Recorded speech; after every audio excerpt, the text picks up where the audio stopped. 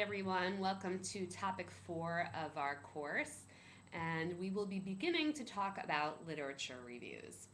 So, before I talk about literature reviews, I want to remind us of the scaffolded nature of our work together. We started off this course by considering the question of what is research.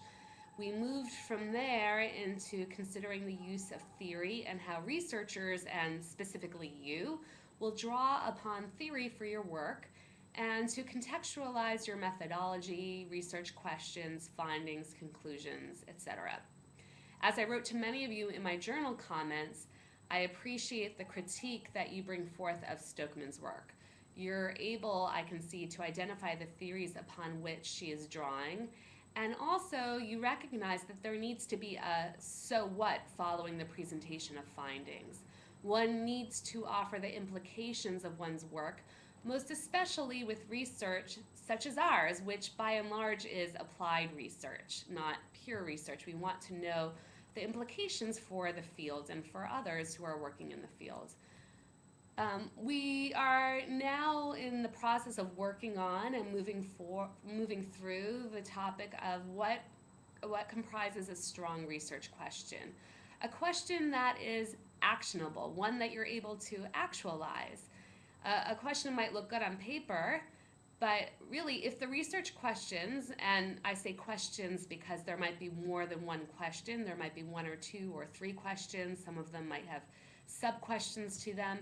If these questions are strong, they will serve as, you can think of it as your GPS through your research. They're keeping you on track.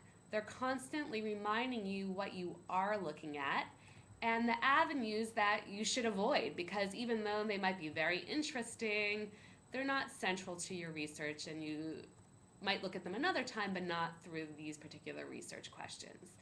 So as you're working on your research questions, a reminder for the assignment that's due, I believe, tomorrow, your own research questions, it's valuable here to be working with a partner. You're scaffolding to your final assignment for this course, which in itself might be a scaffold to your doctoral work at large. So really take the time, as many of you have already, I know, to offer feedback to your assigned colleague, as well as to take in your colleague's feedback and integrate it into your own work. You're workshopping here, and as you saw from our initial discussion on signature pedagogies, this is a signature pedagogy of our field of educational research, working with colleagues to refine our own research questions. So now we're beginning to talk about the components of a tight literature review. You are currently, excuse me, you're currently comparing and contrasting 3 different types of literature reviews. I do want to point out here that you might be finding various educational terms being bandied about in the literature reviews. One might call these jargons or see them as jargony if you wanted to be cynical about it. A key step for you over the next few years is going to be to operationalize some of these key terms that will serve as the basis for your work. So as you go on to beginning to craft a basic literature review for your final assignment, and then ultimately for your own dissertation, you will want to be defining the terms and constructs you refer to, so that you can eventually consider how you would develop methodologies that could actually measure or observe them. For example, you might be interested in school culture or teacher empowerment, or to go back to the example I used in one of my earlier videos, learning disabilities. And you will want to start conducting a literature review and finding that researchers and theorists mean very different things when they refer to these particular constructs. So as we begin to survey the literature, we need to think through, well, what do I really mean when I say something like, we need to strengthen school culture, or I want to support teacher empowerment, or camps need to do a better job of promoting connections to Israel, or experiential programs can attend to learners with learning disabilities. What are we really talking about when we refer to school culture, teacher empowerment, connection to Israel or learning disabilities as a few examples of these constructs that need to be operationalized. Thinking this through will ultimately help you to bridge the theory and your research questions to your methods, because the methods should flow from how you define these constructs or any constructs that you're using. I think that one of the critiques some of you had of the Stokeman article flowed from your frustration with the method of observing a few teachers in one school.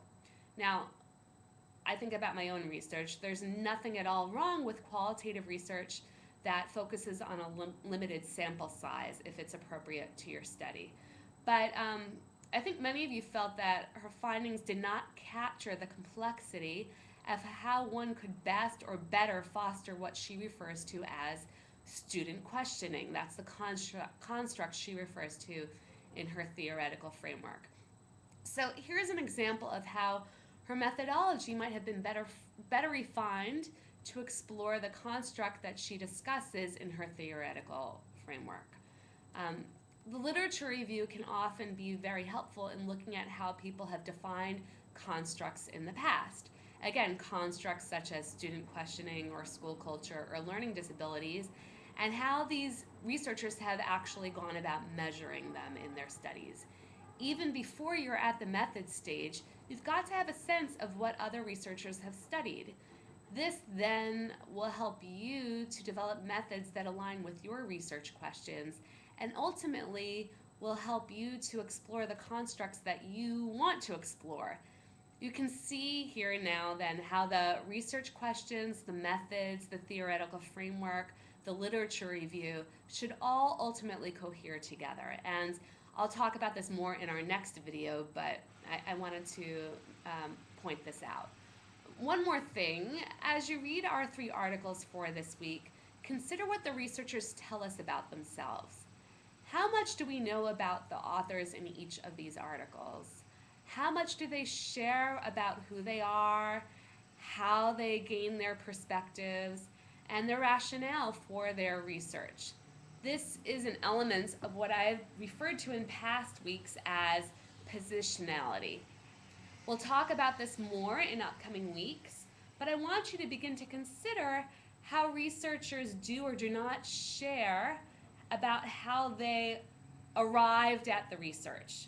In upcoming weeks, we'll talk more about how methods can be selected to align with our theoretical frameworks, our rationales for the research. But we'll stop here, and as always, I look forward to seeing your postings online.